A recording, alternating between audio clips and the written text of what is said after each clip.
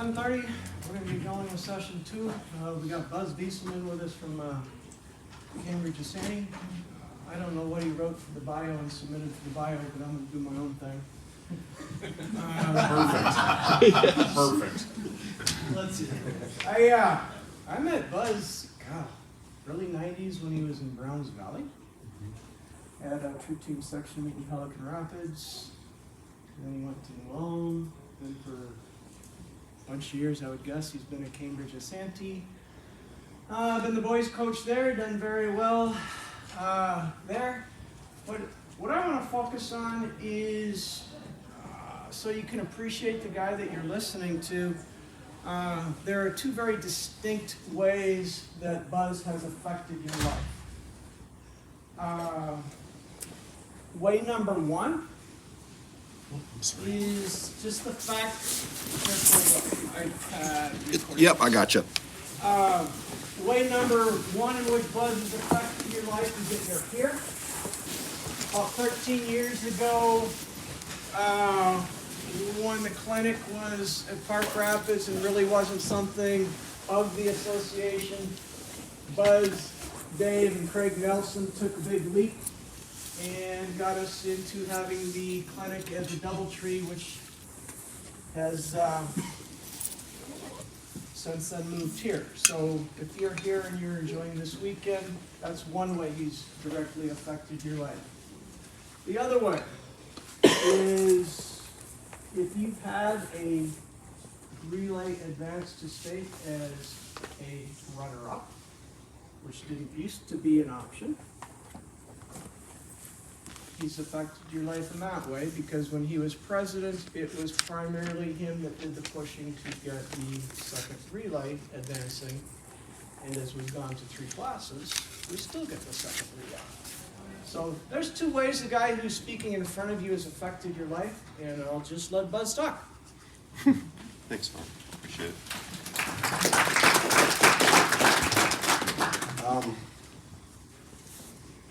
This is going to be fairly philosophical. Having said that, I'm planning on just hanging around today. I took the whole day. You can draw your own conclusions why I took the whole day to teach it. Oh, sorry.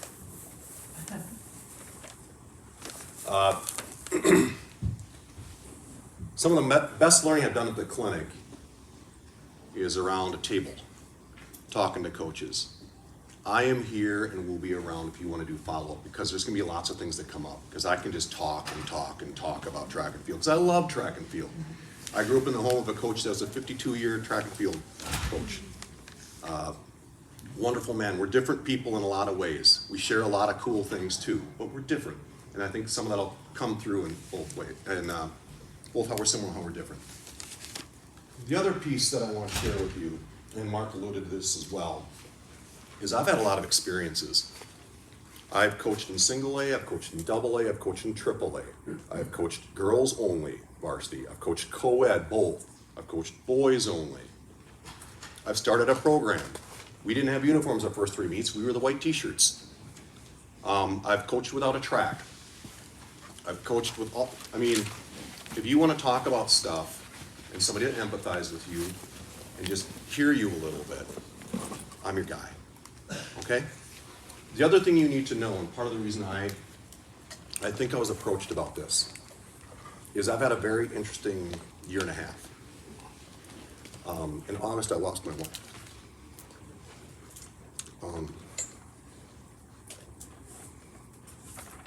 I'm a better person for it. But my perspective is different. And not that I was a big train wreck or didn't have it figured out in some ways, but it's really crystallized some things. And one of the things I want to do is share some of it with you because I think it honors her. Okay, let's move on from that. The other thing you're going to notice is I'm very emotional in general. When my kids cry, I cry with them. When they laugh, I laugh with them.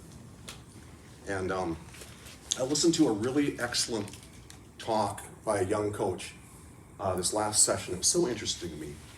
For one thing, he coached 8 years, and he said when he used to be a young coach, and I kind of chuckled because because he's going to be, I can tell he's going to be fantastic.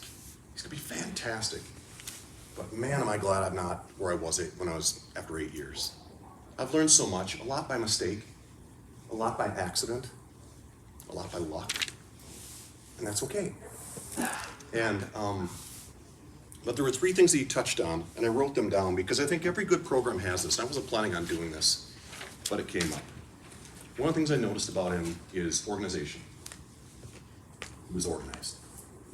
The other thing was he stressed relationship with his coaches, with his athletes. Stress relationship. That usually means communicating way more than you want, and sometimes not communicating when you want.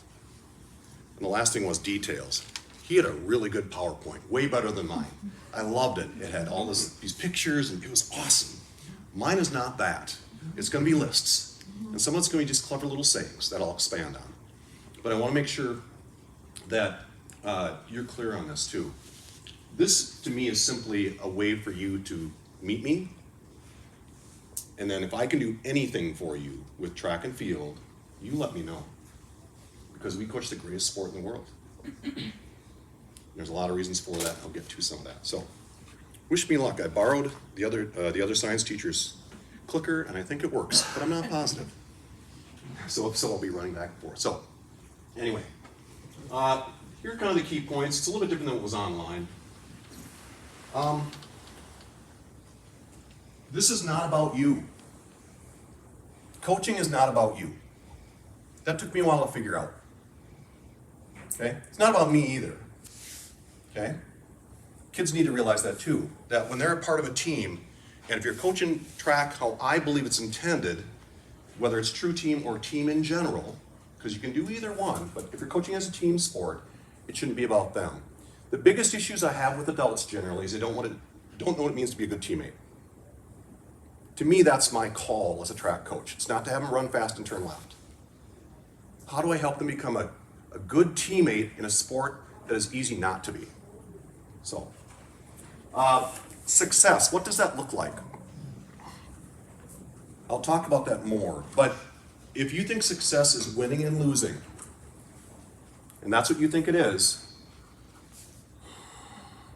I don't want my kid in your team. You need to teach more than that. It can't be about wins and losses, because you know what? Sometimes you'll have fast kids. Sometimes you won't. Somebody, about 4 years ago, we had a pretty good track team. I had 6 kids that could run 11.3 or better in the 100, boys. Electronic, so it was like real. It wasn't like me getting excited. And somebody asked me about my sprint workouts. And I said, well, we do the same things we've always done. Mostly I just get fast kids out though. My dad had a year where he had a 6'8", a 6'5", and a 6'3" high jumper in a school that graduated 55 kids. The next year he didn't get a kid over 5'2". Dad said he did the same workouts. So understand your role in the universe, kind of is what I'm getting at. Okay? If you've done it long enough, you're going to be humbled. You're also going to feel unbelievable happiness. But you're going to get humbled. And that's good. So I'm going to talk about how we measure success. I actually grade every season. I'm a numbers person. Some of you know me. The amount of data I have on every year, like let me give you an example. So we're AAA. We have three entrants. I've looked over the last 20 years so we have 9 teams in our section. So that's 27 participants. So I know what place 13 has been over the last 20 years in our section in every event. I have to make sure I have 3 kids that can do that every year. So I do success differently, but what I'm getting at, I guess, is we don't really compete against people, we compete with them. And I can talk more about that. It's a big deal. A few years ago, I did a talk on just how I do the grading. And yeah, I could talk to you about 3 or 4 hours about how we do it. But it's work. I mean, be aware of that, it's work. So, I want to talk about a complete experience and tricks and tips. So I gotta get going here. I'll just keep talking and talking and talking because I can ramble. So, I'll just let you read some of this. I think Mark's gonna get upset at me because he's not gonna see me, but Here's some things that I've come to realize. I talked to you about this already, but at best, I'm a supporting actor. Or you're a supporting actor or actress. Realize that. You are replaceable. It's okay. It's okay. You don't have to know all the answers. And sometimes it's good if you don't. What I found, these two kind of go together. Let your assistant coaches coach and surround yourself with honest people. So a couple years ago, we had a kid win the state in the high jump. About 4 years ago, we had 3 kids get to state in the pole vault, which means they went 1, 2 in the section, and then they made the standard. What people don't know is our second pole vaulter was ineligible. It was actually our first, third, and fourth that went to state. So we had 4 kids go over 13 feet that year. Here's how I coach pole vault. Stacy, do you need any poles? Do you need any more standards? That's it. I let Stacy coach it and I don't screw it up. Our high jump coach, I've known for a long time, and basically I ask him what he needs. It's okay to let your people coach. Now, don't get dipsticks, okay? Make sure you're a part of that process. But if you hired somebody to do a job, let them do it, okay? Give them all the tools they need. Like, I refer to our pole vault coach as our head pole vault coach. I refer to our high jump coach as our head high jump coach. Now, one nice thing is we've got a lot of support where I'm at. It's taken a long time, but we try to really let our people coach. So I tend to be it's all right. I tend to be a controller. Now, some of that kind of went away this last year and a half. But let people who are really good at what they do it. Let them do it. So, and you know what? Let them get the credit. Let them get the credit. So, if you haven't read, this sounds like a weird philosophy, but the Art of War by Sun Tzu, if you haven't read that, it's just like little sayings by a general talking about how to lead an army. Now, obviously that's a little, that's not quite what we're doing. But it's really some neat stuff on leadership and team stuff, and some of it's really deep. I wouldn't recommend doing it, when you're sleepy, but it's really good. I would recommend that. Here's one too I want to mention that I don't know if you have this issue in your school. We used to. When people in your school do something great, tell them.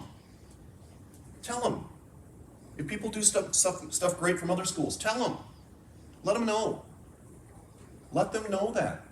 We don't get enough attaboys and attagirls as coaches. We can say we don't do it for that, but let's be honest. If I come up and give you a hug and say, nice job, that feels good. We don't have to be embarrassed to say that. Your kids need to know when they do well. It's okay for you, if you say it lovingly, to explain them when they don't. Now, the other thing I want to mention to you, and you can see this, we'll keep moving on, I guess. I'll just let you read. When people have bad things happen at track meets, and it happens, it's okay to feel sad with them. A number of years ago, so we were in section 7AA until we became 3A. A dear veteran coach friend of mine had an 800 meter runner that was just fantastic. She was an all-state caliber person, and she fell in the home stretch. She got spiked. It was incidental, but it happened. That stuff happens. And I just went to her, and I gave her a hug. And to this day, she talks to me about how she needed that from somebody. And that's going to happen. And it's okay.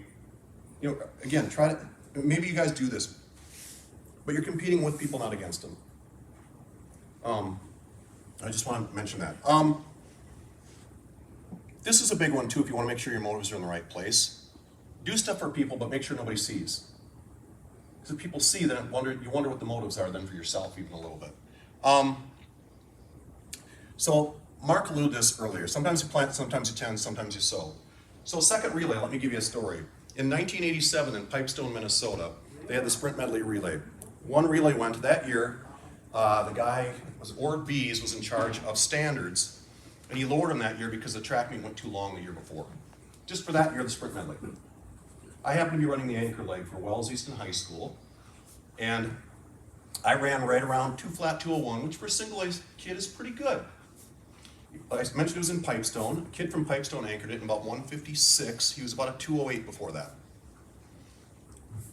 We didn't go on standard. Now, some of you might know your track history, some of you might not.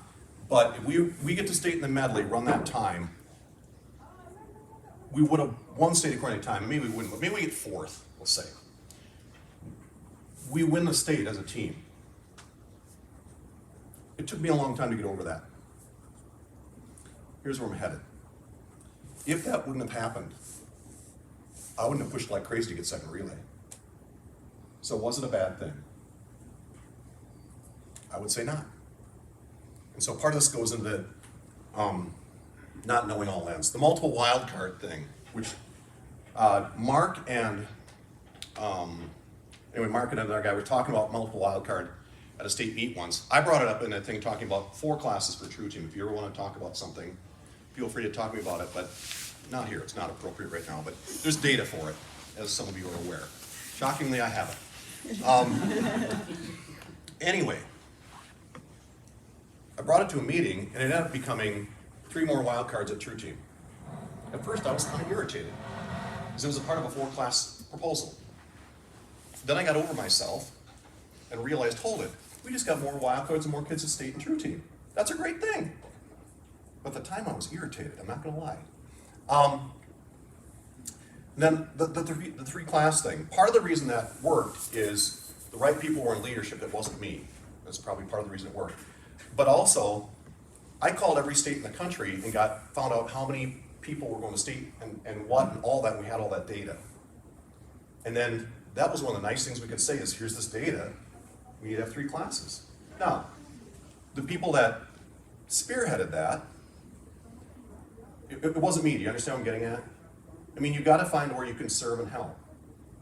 And that was a part of that, but again, the right people were in leadership to do that. I don't think I was wired to do that, so it worked out well that I wasn't the guy at that time. Some people like to see Rome burn. So we won the conference last year. We had our pictures on the trophy, and we had won it. It was the 3rd year in a row we won it. Some kids were going like this, okay? And they were sitting all around me. They were very excited. I got called into the AD's office and said, what's going on with your picture your trophy picture? And I said, what are you talking about? Well, these kids are flashing white supremacy things. I said, let's look at them. There were 6 of them. 5 of them were black. I said, I don't think that's what they're doing. You know what I'm saying? The kids were just excited. We won it 3 times. Yay! The person that had alerted the AD to that, maybe you have people like this in your building, maybe you don't. Not always excited when others do well. Please don't be that person. Okay? We should be excited for everybody. Everybody's success is our success. When your track team is successful, it makes my job easier because you're now raising people as parents will understand what track is. The worst enemy I have is somebody who was in a bad track program. Tell me what track was, because after basketball practice, they came and ran a 4x1 and had no idea of team track and field. So they think they know, but they don't know. So make sure. It helps me when you do a good job. It helps you when I do a good job, because people need to understand what track really is. Now, having said that, easy for me to say that as a high school coach in a state the only state that has True Team track and field. Okay? College coaches, that's a different deal. Okay? Other states, it's a different deal, even though I would claim that I'll be a True Team person. I was a True Team person before I knew I was a True Team person. I was 6 or 7 years old, I was. Okay. Another little story here. Right after COVID, we had our first outdoor, and an area team had a really good sprint relay. And the year before, we'd had a 4x1 that ran 42.8 electronic, which is pretty good. Needless to say, those people weren't there anymore. And so these people, one of their priorities, I could tell, was to beat us in the relay, which is not really how I operate, but they were. Anyway, I had told their kids what lanes to be in because I felt I needed to intercede. The kids got it wrong. They weren't able to get the stick around. And the coach came over and screamed at me in front of my kids. Then proceeded to go to the infield and scream to their spouse on the phone for 15 minutes in front of everybody. That school ended up having a relay that won the state meet later in a smaller class. I'm not sure those kids got the experience I would like them to have still, though. I didn't invite that school back, not because I don't forgive them, but because I don't want my kids to see that. And so make sure, the kids said that I didn't tell them. what to do. Trust your kids, but understand, what do I have to gain by having your kid not succeed? And what do your kids have to gain by making it somebody else's fault? Do you understand? So trust your kids, but understand, okay? We don't cancel practice. Several years ago, I had a girls team that we'd won the conference the year before, and we were very talented. Next year, we weren't very good. I figured we were the second best team by 50 points. It was 45 and raining. And all I kept saying all the time is, we're mutters, we're mutters, we're mutters. So, oh, thank goodness it's raining. Oh, good, it's cold. We did nothing special. We did exactly what we always did. But all the other schools struggled. We ended up winning by 30. All my kids did is they did what they did. So I would recommend trying not to cancel practice. The 30-30 rule is something from my dad.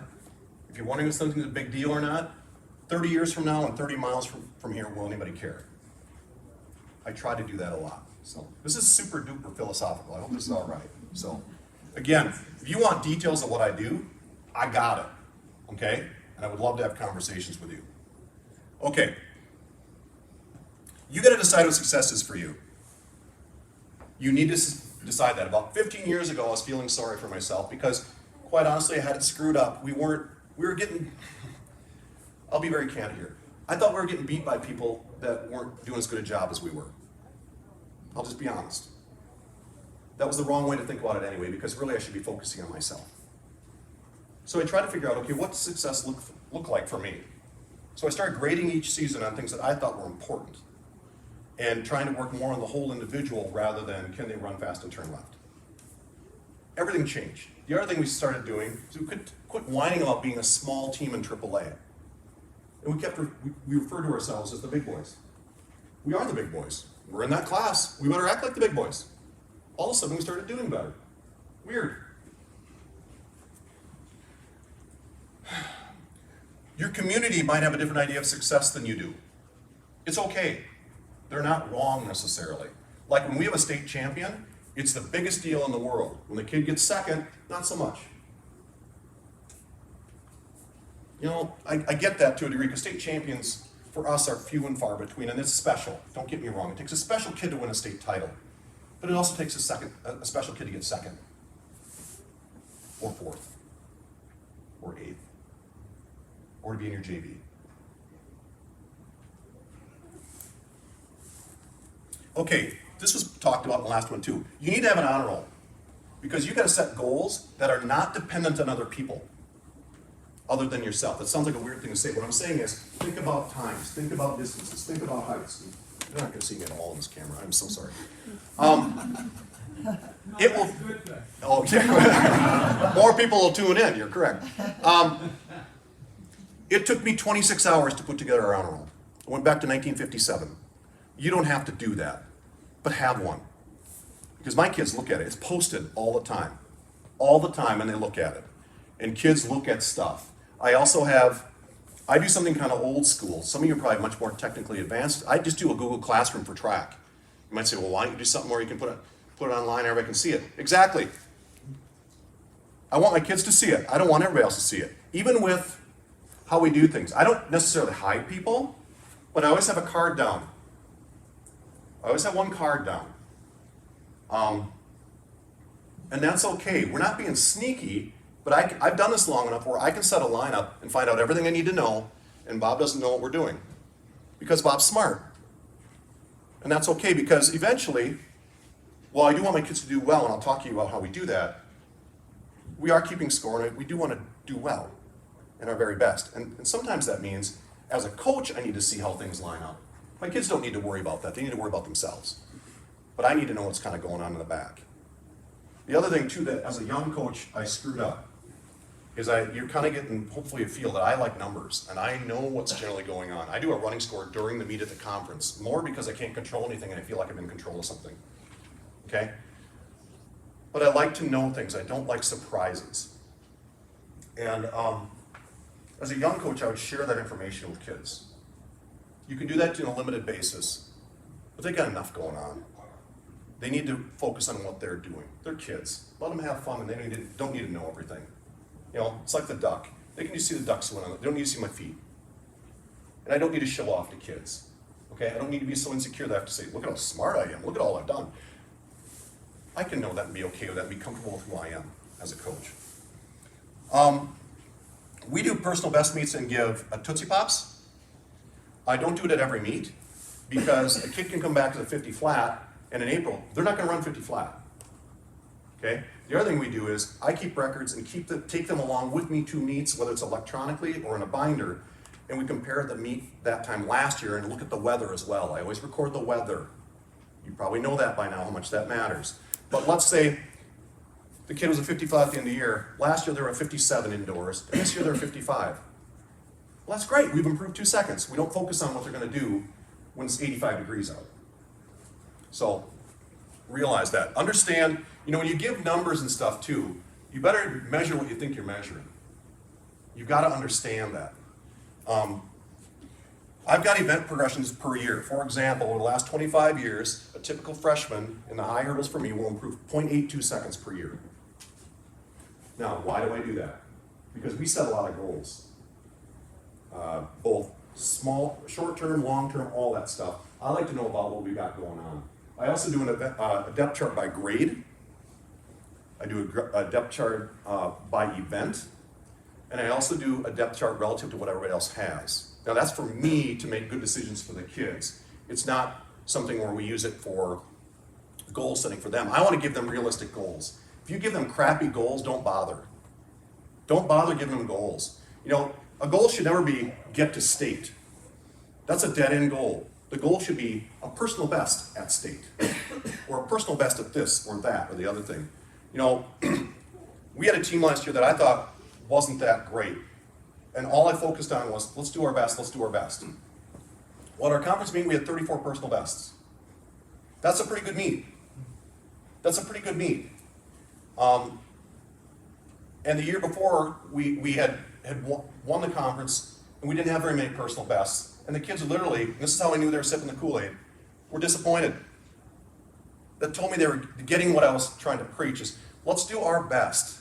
If people beat us, great, let's go shake their hand. Let's make them earn it. Make them do their best just like we have to do our best. So a lot of what I do is numbers and understanding what personal bests are. When we do those Tootsie Pop meets, we choose 3 of them. Because we're not going to do great at every meet. The meets that we choose are the conference, true team section, and state high school league section. And what they have to do is, after the meet, they have to come up in front of the boys. And by the way, we meet every day, 10 to 15 minutes every day, before stretching.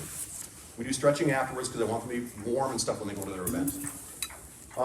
They have to say what they did. Everybody gets a hand. Everybody gets clapped for, and they get a Tootsie Pop. If they get multiple personal bests, they get multiple Tootsie Pops. And it allows them to at least know there's a little bit of incentive, but not so much. It's a Tootsie Pop, let's be honest. The other thing too is you've got to know your kid. I had a kid that would get really nervous at meets unless I offered him a stick of gum. So he'd be at 5'8", and he'd go up to 5'10", and say, make it in this attempt. I have gum in my pocket. And then I just walk away. And 9 times out of 10 he would make it, unless it got, I wouldn't do it like at 6'4", but when he needed something to happen. Know your kids. The guy before us again talked about relationship. I can be really candid with my students and my athletes because they know who I am. The other thing I'll say too is we're careful about a hierarchy, but 9th and 10th graders, they can visit with me, but I just tell them up front, I'm probably, until you've been here a while, your input isn't going to be super duper important. Okay? It doesn't mean you're not a great person, but experience is what's going to help you get my ear. Juniors and seniors, I have a leadership council that meets starting probably next Wednesday. We meet at 7:45 in the morning. Somebody asked about leaders in another session. They self-select in my program. Because if they don't come, they're not going to do it.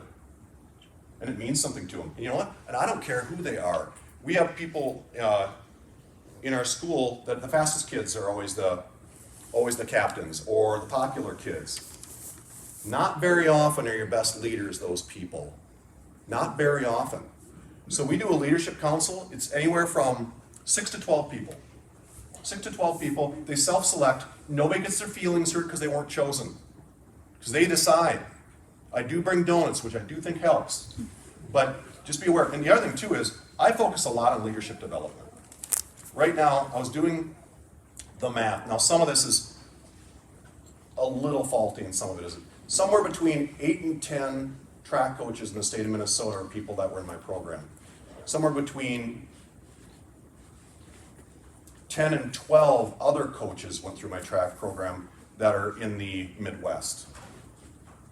That's a valuable thing. You should be trying to develop leaders. I don't know how to say this. I don't mean to demean track and field. We don't need more track and field people in this culture. We need leaders. We need good leaders. They need to be taught. They don't know. They're not getting it at home. Not because somebody's a jerk at home. They don't know. You know, I shared an analogy with somebody this morning, and I was driving here from Cambridge, which is quite an interesting trip. And somebody drove right out in front of me at an intersection on a highway. My first response was, curse you and your mother, And I stopped and thought about it for a second. It just snowed. It hadn't been plowed. That's not what happened. They, in the context of the roads, didn't know what to do. I would say most of the issues you have with people are exactly that. In the context of what's going on, they don't know what to do. Nobody wakes up in the morning saying, you know what, I think I'm going to be a jerk. Nobody does that. They do the best they can. That's part of the thing I've learned in the last 15 months. Again, this is philosophy, holy moly. We do event wins at track in True Team. So what we do is I've got that number. So let's say it's 11, 4-2 is 13th over the last 10, 20 years in True Team for us. If I can get 3 guys at that or better, it's an event win. That's how we do True Team section. And so we count the number of event wins. Now here's where it gets kind of creepy. Over the last, since 1999, whichever team has the most event wins in our True Team section wins the section. Every time. Do you want to guess who's second? The team with the second most. You want to guess third? Third. Every time. You got goosebumps. If you want a little nugget, there's a nugget for you. Figure out what middle is in your True Team section. If you have every event be an event win, you'll win the meet. But it also means you can't have pet events. One thing I know about know the people that are in your area. There are people, and you know this in your section, your conference, that are always going to be good in something. There is a school in my conference that's always going to be good at 4x2. Every time. So I don't try to beat them, I try to get second. Because we're not going to beat them. But you got to know those folks too, so your kids can have success. And our kids are still all conference, if they're second. In the conference, I'll tell you this too. We try to win it as a team. I don't try to see how many kids we can get all conference. I mean, that's nice. But like in the Section State High School League, we had a year where we won our section by, I want to say 40 points, State High School League, with 16 teams. We could have won by 80. We just happened to have a really good year. Remember what the purpose of that meet is to get kids to stay in a place where they can place high or do well. It isn't so you can get a trophy. That's not a team meet. Now, if you get that, great. The team meets, though, to me at least, are conference and True Team. Good grief, I can't even say true. I'm getting old. Okay. Realize that everything can't be great. I published a depth chart, and by publishing a depth chart, I go 10 deep. The beauty of spreadsheets. Everybody knows. There are no secrets. I don't care what your last name is. The other thing too, though, is let's say in True Team we enter 3. I might run my 4th 100-meter runner in the 100 instead of my 3rd because of other things, but I always communicate it with my juniors and seniors. They always know. So, I'll give you a little idea of that whole dynamic too. I had a kid several years ago who ended up being like a 50 flat 400-meter runner. That's a good kid for us. Other schools might have better people than that, but we get a 50 flat, we're pretty pleased with that. And his freshman and sophomore years, I almost kicked him off the team. So beginning of the year, we have enough kids out, so we have to do a roll just to see who's there. And his 9th grader is kind of giving me attitude. And this kid who I almost kicked off the team gets up and stands between the two of us. And he goes, do we have a problem? You don't talk to Mr. Viesselman like that. If you don't like that, go do baseball. And that's what he said, go do baseball. And I said, thanks, Stephen.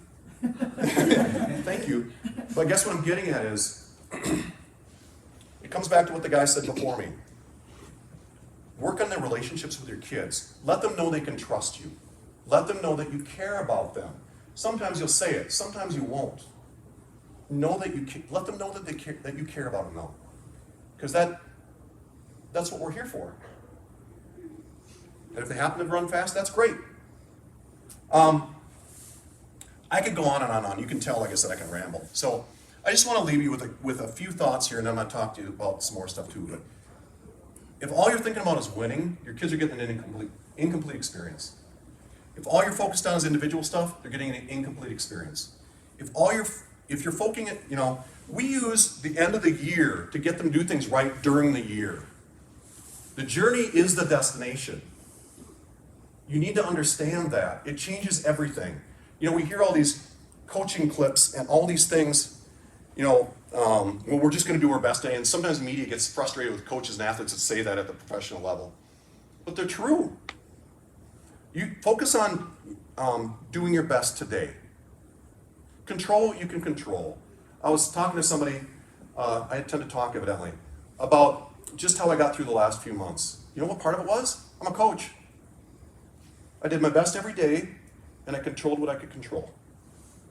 And then you'd be okay with that. I know for a fact that there are coaches in here that are better at track than I am. But you're not better than me being a track coach. I know I'm my best me. I know I am. Now, can I get better? Yeah. But you need to be in that place where you're your best you. Your kids need to know that when they're down the track, they did the best they could. Now, because it does so many other things besides track.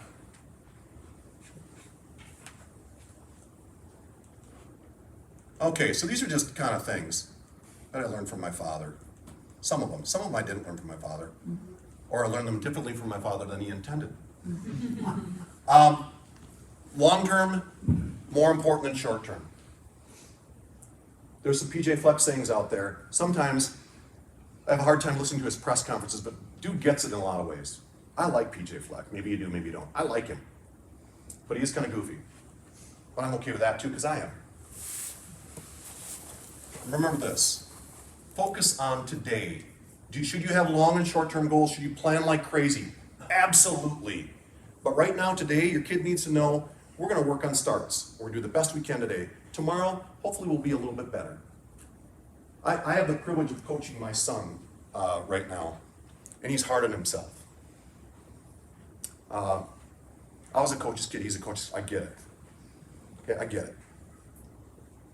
But more often than not, I've come off the track and said, Blake, did you get a little bit better today? Yeah, Dad. But I got to do that too. You got to do that too. Instill that in your athletes. Let's get better today. Okay? You can worry about all that other stuff. Okay? Have them worry about today. Now, I plan everything out quite a bit. We do types of workouts, or categories of workouts. One of the things we do to coordinate, because we have so many people, is the jumps coaches and myself, we get a spreadsheet out and what type of workout we're going to do for that day. Now, whether I'm overseeing them or they are, I know they're getting that type of workout. Do you follow? And we don't do hard, easy. We do body chemistry stuff. If you ever want to talk to me about it, it changed how we do things. I'll tell you another thing that might surprise you, might not. So last year, I had 6 kids run 51 or better than 400. 4 more 50 flats. The longest repeat they did all year was 150. Maybe you do that, maybe you don't. I hadn't before. When I was a kid and I ran the 800, I ran 2200s. You remember those? Those were good days and awful days. And we just tried to survive. It was attrition. Okay? We worked hard sometimes for the sake of working hard. It certainly was character building. But one of the reasons that I think we are successful at the end of the year is my kids generally aren't hurt. And they might be a tenth of a second slower, but they're available. You know, it's your greatest ability is what? Your availability, right? And so in high school, I don't need to get every ounce out of them, though I do think we do the very best we can. Because I don't, you know, part of when I went to college and I was going to run, I was kind of burnt out. And I've been running all these summers, and I was just kind of burnt out. I don't want my kids to feel that way. I want them to feel if they want to continue what they're doing, they can. They aren't going to be like, oh my gosh, I don't want to go run again. Okay? Now, maybe you weren't like that, because my first love was basketball, believe it or not. But I did get kind of tired of running because of how we did stuff. And I've actually talked to my dad about that a little bit. We have differing views, and that's cool. I'm not going to argue with my father. So, say what you mean what you say. What are the strengths of your sport? One of them is no bench. Try to avoid limited meets as much as possible. Play everybody. We also can give awards. You know how much a kid likes a ribbon? They love ribbons. That's how soccer gets them in the youth. Everybody gets a trophy. Have you noticed that? My kids did soccer when they were little. It was wonderful. But we would get 6th at a 16 thing. We'd come home with a trophy. They loved it. They thought it was great. But give ribbon. You know, ribbons are cheap. Do some silly award. We have trophies at our meets, but they're traveling trophies. So people just take them with them and bring them, you know, have something. We're actually going to a meet, I'm not lying, this year because they have medals, because I want my kids to get medals. And it fit into our schedule, and the competition will be good. I had to choose between 3 meets. Oh, they give medals? Here we go. We'll do that. So, there's a place I know that gives cakes for the winning team. You guys have maybe even been to that meet. They give a giant sheet cake. It's good stuff. Okay, I'm going to tell you one stupid story here, and then we're going to go back to reality here. So, some of you, Mark mentioned I went to New Ulm, okay? And coached girls there. And one of the things that we did is, this was before we had cool fleece material, okay? And so we got these mock turtlenecks that were long sleeve. Jason, I know you know this story. And anyway, I want to put New Ulm track on here because at that time, a uniform rule was very stringent. Well, the printer said, no, that's way too long. How about we just go with NU track? Sounds good. Let's do that. We get them back. We ordered 150 of them. Nut rack. Nut rack.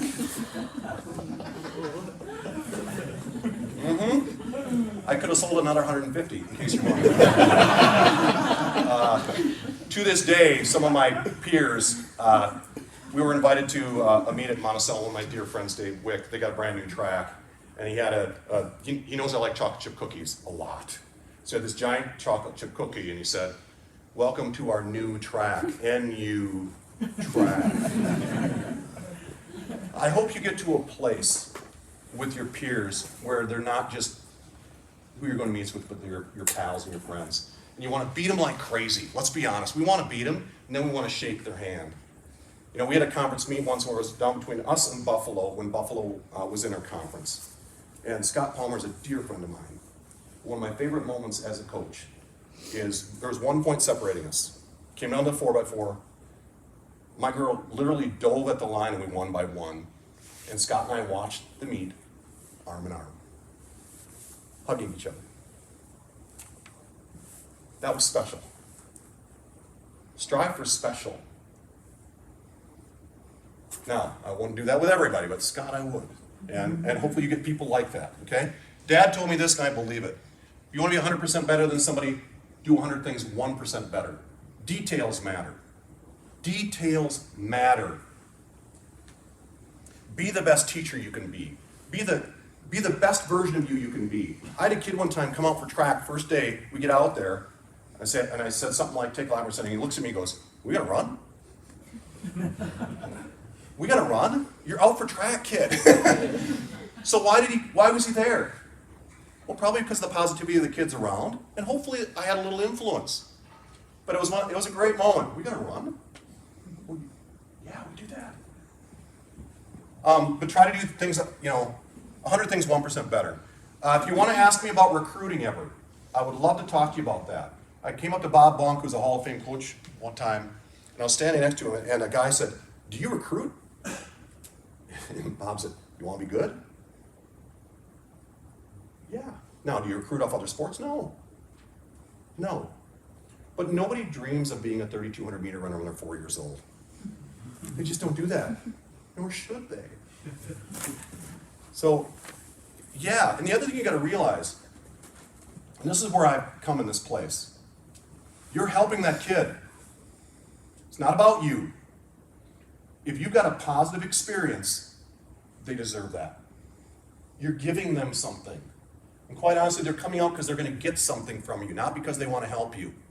You've got to explain to a kid why they would want to trust you, why they would want to be on your team. You've got to explain, they got to know that. Because everybody has different motivation. Okay? Some it might be because they want to be a star. Some it might be because they want to get in better shape. Some might want to be a better basketball player. Some might like it that's co-ed. You don't know, I mean, everybody's got different reasons. You got to find those reasons. Yeah. So be patient, it takes a while. If everything's in place 4 to 6 years, unless you fall into a situation, okay? I'm in charge of my schedule. You should be too if you're a head coach. Don't be mean about it, but you should decide what you need and when you need it. Almost all our meets are Tuesdays and Thursdays. You might say, well, why is that now? Well, because my hurdle schedule is Tuesday, Thursday, Saturday. And I've decided I want to hurdle them. Now, part of it is our conference has quads, but I had to change. It used to be Monday, Wednesday, Friday, but when we joined our conference, now the quads were on Tuesdays. So then I had to adjust. The other thing I'll tell you too is I used to make mandatory Saturdays. I had to evolve. Kids don't do that. So I'd say, look, I'm coming up, I'm bringing donuts on Saturday. If you're here, you're here. You and I talked about this in the parking lot. Guess what? The kids that should be there they're there. And don't get mad about it. Not everybody thinks track's as important as you are. Or you do, I should say. This one I need to do more. When in doubt, keep your mouth shut. Don't assume that everybody's motives are pure, but also don't assume everybody's the enemy. They aren't. But they are concerned about their needs and what they want. And that may interfere with yours. And that's okay. You know, one of the things I had to learn is my dad is very passionate and very focused. Very focused. It's a strength of his and a weakness. And if people did stuff differently, he assumed it was wrong. Not necessarily. It might just be different. And that's okay. There are lots of great coaches that do things differently than I do. Doesn't mean they're not great or that I'm not great. But I'm supposed to do the best I can do. That's not going to look the same as you. Might have some threads through it. I kind of talked about that. But it's not going to be identical, nor should it be. It shouldn't be. And kids can smell a fraud. Okay? You be the best you can be. That'll be enough. Hire your own workers. People ask us why we run a good meet. It's because I self-select every single one. And I have a relationship with them. This is a big one. If something's private, talk privately about it. Kids can confront me about anything, but I say, if you're going to talk to me about something where you might put me in the spot or make me look like a ding-a-ling, and I don't need help with that, let's talk about it privately. And you can be as honest and open as you want. But let's do that so that you aren't put in a bad place and I'm not put in a bad place. And people have taken me up on that. I do this just because I think it's encouraging. It doesn't mean I'm going anywhere. Don't assume that everybody that's friendly is your friend. It's not a criticism of that person. But I tend to think if people are friendly to me, oh, they're my friend. Maybe, maybe not. It doesn't mean they're bad. But I have a middle son that thinks everybody that's friendly is their friend, and he's gotten burnt by that. And you might too. Coaches are an interesting breed. And almost every coach is a phenomenal person. But it doesn't mean that their perspective or what their goals are the same as mine. Okay? And they generally aren't trying to see how they can do things better for me or my squad. Okay? I think I've got it. Is that about it? Oh, don't be afraid to lose. I was talking to somebody, again, in the last couple days was talking about how they did not, their best 800 meter runner wasn't showing up to practice, but they were still running them.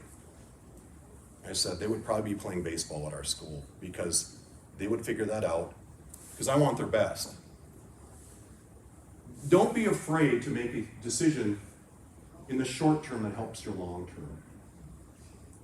Bad attitudes should not run your sport or they shouldn't. It should feel like a democracy to some degree too, but I'm not sure it should be. It should feel that way though. This is a hard one. If you truly care about people, you care about their long term. It might mean hard decisions in the short term. It might be things they don't like. It might be things that are uncomfortable or painful. It's okay. All right, I think, am I close to being done? I'm assuming because I rambled. Am I close to being done? Oh, great. So, the year that we had a pretty good team, I told you I do data. We had the best field events in the state of Minnesota. I knew that because I looked at the True Team Wildcard. We had them for a couple years in a row. And we're just Cambridge. But we had a really successful year. And a kid came up to me right before True Team State with a picture. And it was this. I said, Kyle, what are you doing? So Kyle was a 21-4 high hurdler. That was his personal best, just so we're clear. Kyle never ran a meet in which he scored a varsity point. And he came up to me, he said, well, coach, this is our team. I said, Kyle, what do you mean? He said, well, people see the stuff above the water, and that's where they think the strength of our team is, but really the strength of our team is what's below the water. That's a win. That's a win. The kid I'll just be honest with you. You ever have a kid that kind of is hard for you? That was Kyle. And I hope you have a situation where you feel like your team's like that, where your kids come up to you who aren't in the paper and know they're valued. I have a picture on my desk of, we won the conference one year, and this kid is running around with this big flag. His name is Art Zortman. Art Zortman's claim to fame is through JV meets and through all his seasons, we got him in every event in track and field. Now, we trained him. I didn't let him, you want to hurl us at Art, we're not hurling until, you want to do that your senior year, we're going to take a couple years to get ready, because it's not going to be, I don't want to get fired. But Art never scored a varsity point either. But Art got a permission slip from his parents to get out of school, and when we wanted, Art Zortman's out there with the flag. Non-scorer, feeling success. I think that's what you should strive for. Does it mean those other things don't matter? No. But I'll tell you this right now. Given the current situation and how we do things, there are certain things, personal things that I would like to achieve as a team that we just aren't going to be able to probably do, just because of how things are. It's okay. Nobody's naughty or bad for that, but we have to do things a certain way for the greater good. So it might cause you to say, why am I doing this then? And you need to kind of come to that conclusion. Why are you doing it?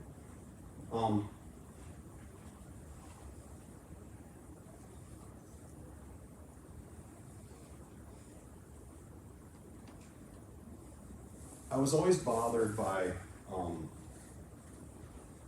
people having to write down philosophy and stuff. I always thought that was a waste of time when I was a younger coach. I got things to do. I got to figure out turtle technique. I got to figure out this, all this stuff. And in case you're wondering, I'm the coach of all the running events at Cambridge. I'll let you think about that for a second. Okay? We'll probably have about 90 boys, 9 through 12. I love it. I love it. But the thing that we do well, and part of the reason I was kind of sucky as a co-ed coach, is I had all the girls and we were pretty good. Okay? I had the boys and the girls, and we had 200 boys and girls out, 9 through 12, which is quite a few for our size school. That's a lot, 9 through 12. And they weren't just people that showed up occasionally. They weren't guests, they were there. Then I just went to boys again, and we got better again. We were kind of mediocre as boys and girls. We'd get second or third in meets and stuff like that. And now we're better again. And what I came to the conclusion is I have limitations. I'm really good at details. But I can't be a CEO. Now, maybe you can do that and that's your strength. Think about your philosophy a little bit. Think about who you are. Know who you are. You have to know who you are when you're going to be a coach. And that probably is going to involve things you don't think about. Part of knowing who you are is talking to other people. Okay?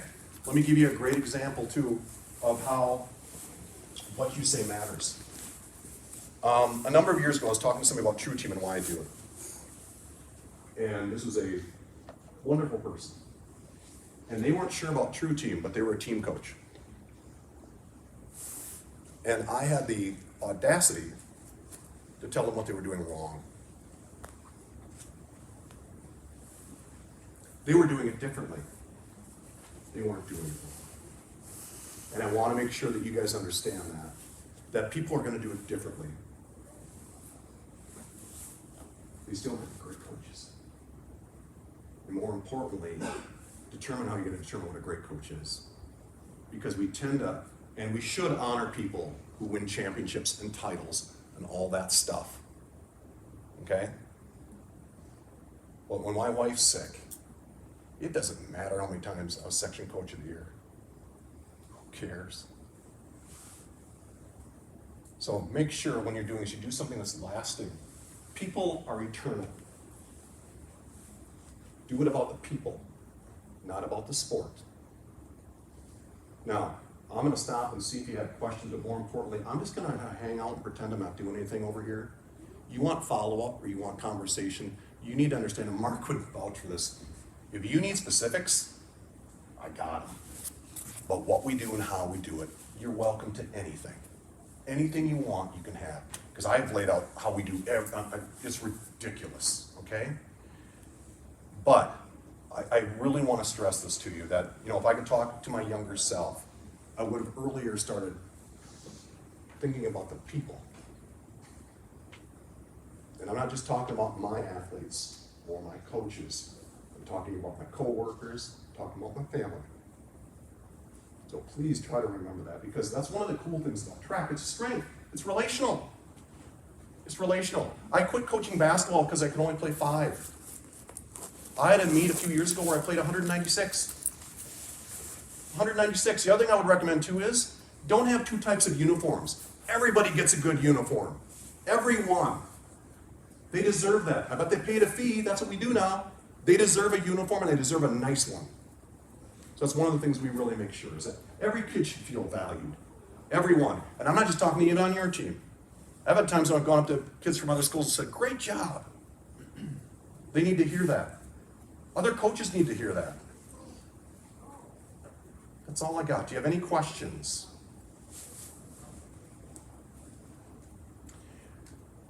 I'm okay if you don't.